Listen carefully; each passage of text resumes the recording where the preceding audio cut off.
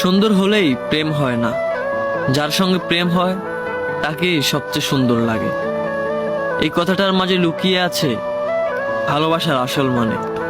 আমরা হয়তো প্রথম দেখায় কারো রূপে মুগ্ধ হই, কিন্তু সময়ের সাথে বুঝি সৌন্দর্য চিরস্থায়ী নয়, অনুভবটাই আসল।